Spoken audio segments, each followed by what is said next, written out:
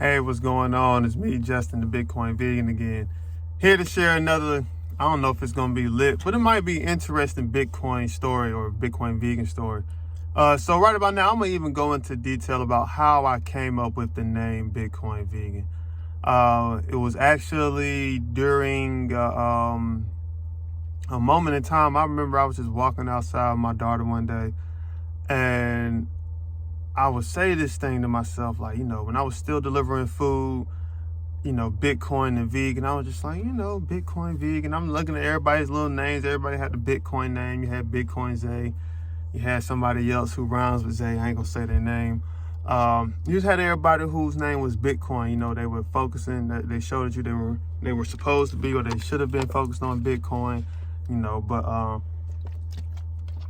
lot of people were just, having Bitcoin in their name at the time. So I was like, all right, so what's something unique I can do? So one day I was just thinking, like, my life is kind of centered around these two very extremes at that time, but they had legitimacy to them. You could actually see how the world was changing to the two extremes. Being a Bitcoiner, then being a vegan, is like, where is this coming from? But, during that time, I found myself having to deal with a lot of extra bullshit. A lot of extra bullshit. So what I mean, I'm cooking food, vegan food, delivering it for money, trying to find any way to get into this entrepreneurial realm of life. And I always have to have conversations. Some of these conversations get rather annoying. The vegan, the meat, the stuff, dealing with people who don't know enough, or, they're not educated, and they come at you with these snide remarks, and all in all, they really just want to be down, right? They really just want to be down, but they don't know how to be vegan. They don't know how to go about it. It's going against their way of eating. It's going against their way of, life. You got to change this. You got to do this. You can't eat this. You start realizing you've been eating, some wild stuff the entire time. And, you're just like, well, damn, what am I going to do? But people who, combat that, they just come at you with all the other stupid stuff, all the little jokes, hee, ha, ha, the snide remarks, the comments.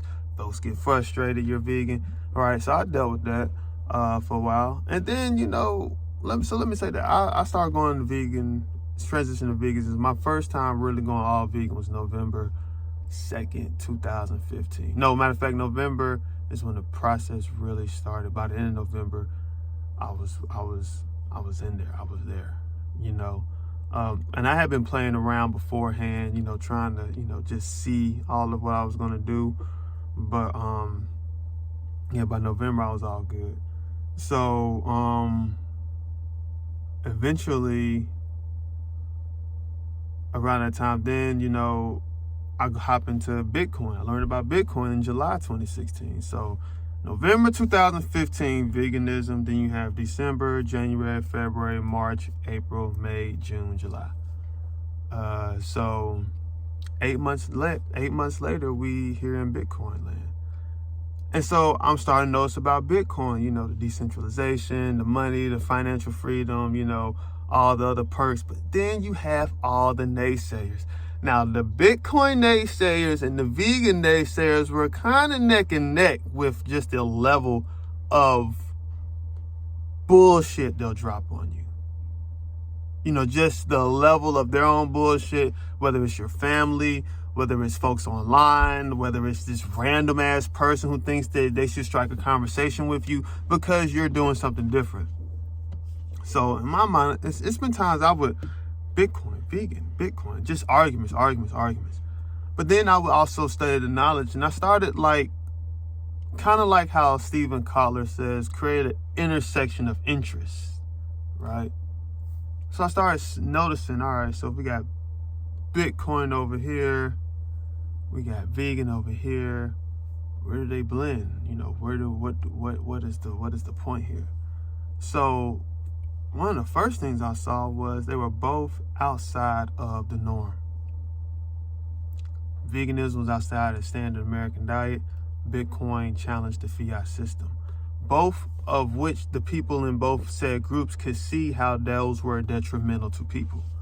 All right, so you're outside the norm. You're going against the established way of doing things that you can see is bringing about unhealthy results on people, whether it's healthy, physical health, mental health, financial, whatever. It's all the same. They all go together. So I noticed that. Then I started noticing decentralization, like really. So with Bitcoin, you can mine your own money. You can mine your own Bitcoin to create Bitcoin, all right, through a process of mining. And you can also grow your own food. So the decentralizations were just starting to really show itself. And then eating healthier, right, promotes longevity. So basically, the better you eat, the longer you're supposed to live.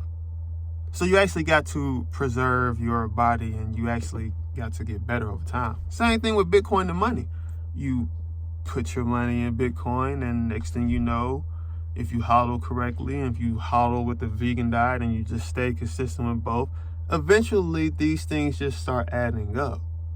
So I'm like, okay, this is a decent way. This is a little way of life I'm noticing that no one on the planet was doing. That was putting together.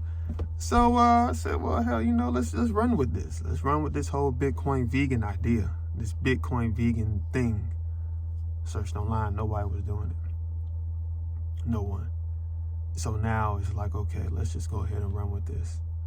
So the premise of Bitcoin vegan came from the fact of you had to understand that you were dealing with a lot of shit from human beings on both sides of the spectrum. So it's almost like a whole entire different class of people that were birthed out of this. Because there are a lot of Bitcoiners who are vegan. There are a lot of vegans who are in Bitcoin, whatever you want to call it. But then you have people on the outside who are just vegan but eat meat, in Bitcoin but eat meat, which is a very odd thing that goes on in this community, but it's not true. But then you have vegans who don't believe in Bitcoin. So out of all of this, you just spring about this like class of people who've yet to be unseen. And the idea is to create a community of Bitcoin vegans that start growing over time. You know what I mean? Because now you have a person who's operating with the veganism of money, which is Bitcoin. Then you also have people operating with the Bitcoin of food or the diets, which is veganism. So it's very interesting, right? And then it's interesting, like the type of mindset of the person who blends both of these modalities or these extremes together, because what goes on in this person's mind? What goes on in the type of person who's a Bitcoiner that's vegan or a vegan that's in Bitcoin? Like, what are they thinking? I know for myself, it's always about like operating better, getting proficient, getting more out of yourself. Long-term thinking, right? Long-term thinking. Being able to put chess movement, chess game of play, what they call game theory, towards whatever you do. You really gotta understand, because both of these, I really didn't notice how much I had to do. And then again, they just both crossed over. With veganism, you would think, okay, hell, I just gotta buy this food, do this, and it's all good. Eventually it gets that easy, but first you gotta cut the food, you gotta do this. And if you've never really cooked before, the actuality of doing this can be tedious. Because you're not understanding, like, damn, I had to cut this, I got to cut that, oil the pan, do this. And you're not accustomed to cooking, it's going to be a lot. And then in Bitcoin, just even trying to use a damn phone is a step by, your brain goes through so much. Because it's so, when you're learning something new, your brain gets overheated. And if you don't continuously do it, it won't become a habit. So it could calm down and be automatic. See, a lot of times, really, the reason people don't want to do anything new because they don't want to go through that stage of when their brain is so on fire until it calms down. That's why a lot of times folks don't do stuff. That's why a lot of times people don't want to learn about Bitcoin unless they probably take my course, which is one of the links in the bio. So again, So within all that, I'm noticing like, okay, there's something going on here then the world started opening up their mindsets to both, right? You have the dairy industry crying out because milk is going towards almonds and nuts and stuff like that. And hell, banks, countries are considering, hey, hell, let's just go with Bitcoin as legal tender. So the reasons why this even came about was just spur of the moment stuff. But as time started going on, I started noticing similarities between the two. And that's how BitcoinVegan was birthed. So again, I'm looking to just continuously build this community, whether that's meetups, whether that's, random lives or Zooms, whatever, looking to build this community. I don't mind where I travel, no matter where. But if you ever do want to link up and, you really want to bring about this or set some things up, let's do it.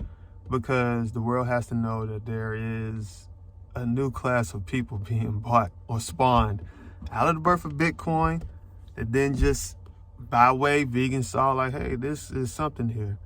You know what I mean? So follow me on all social medias, BitcoinVegan, on Twitter, IG, BitcoinVegan, on Twitter, Bitcoin_vegan.